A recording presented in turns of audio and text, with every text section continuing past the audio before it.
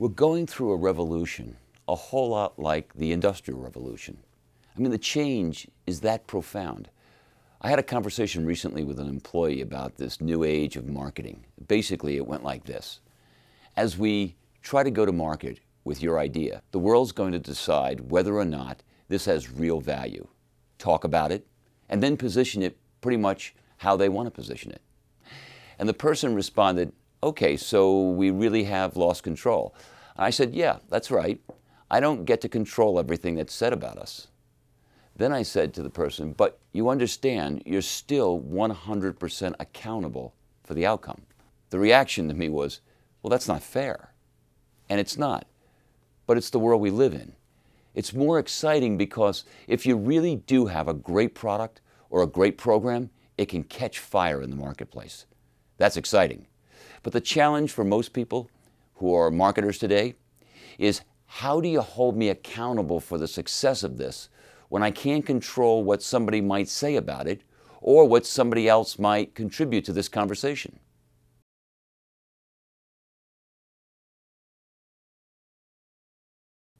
I haven't met anybody who feels they have the organization completely aligned with where this revolution's going, because it's happening so fast and so dramatically.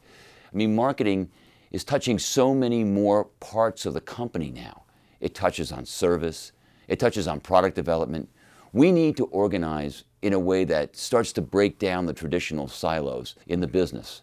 We're creating cross-business function groups and seeing how they work. You know, if you're not experimenting, you're not learning. So we've created a marketing council with the key marketer from each business unit. At first we wondered, what is this marketing council really going to do? Well, when we got everybody together, it was clear that there were issues that the whole group was having, and there were issues that some of the group were having with other parts of the group. Taking folks out of their business unit environment and putting them in more of an enterprise-wide environment changes some behaviors, because it helps people understand more clearly that we have shared customers. We need to talk about how to serve them better, and we may have synergies between 2 or 3 of our business areas around specific growth opportunities. We've done this now in a variety of areas, not just on a general marketing basis, but also, for example, in areas that have to do with digital transformation. The result of some of this work is that we're not just marketing and selling on Twitter and Facebook today. We're servicing customers as well. When you bring these cross-functional teams together, people start to say, well, if people are asking questions on Facebook and Twitter about how to redeem membership rewards points, shouldn't we be there answering them? I mean, wouldn't that help our marketing efforts?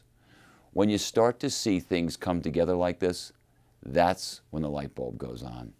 These cross-functional teams, some may be temporary and some may be permanent, will play a very important role in creating more fluidity, more enterprise-wide understanding, and more initiatives that lead to a more cohesive outcome for our customer base.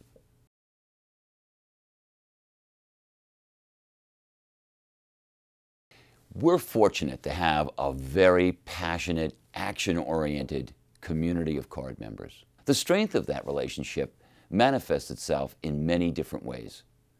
Take the devastating earthquake in Haiti that took place in January 2010. We made one small piece of communication to our card members about what they could do to help relief efforts. And within 8 weeks, our card members had donated over $100 million and 87 million membership rewards points to relief. When you understand that this is a group of people who really feel a sense of belonging, that this brand matters to them, you start to build your marketing plans around the sense of joining a community.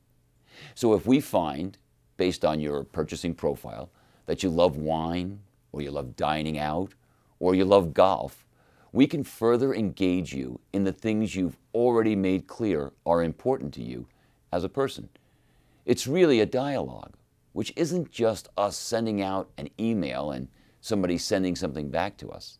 The dialogue has to do with us guarding your privacy at all times, but doing appropriate things to understand what interests you and then serving you better. We also benefit from seeing what people are writing about us in blogs, what's being said in the social space, and understanding the buzz out there. We're at the point where we can actually monitor this pretty carefully by just reading what people are saying on the web, understanding whether there's a positive or negative sentiment, and how it compares with the buzz around our competitors. It's become very useful because we learn, for example, not to overreact to something that's likely to dissipate very quickly.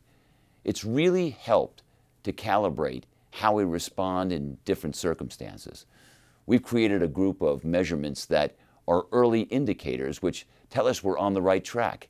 And then we have business measures that give us the ultimate outcome. Consider a program like Small Business Saturday.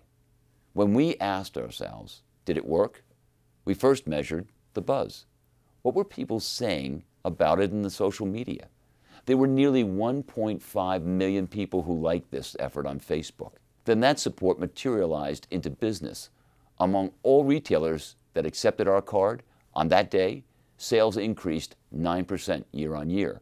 But among small businesses that participated in Small Business Saturday, sales rose 28%. Those are pretty strong numbers.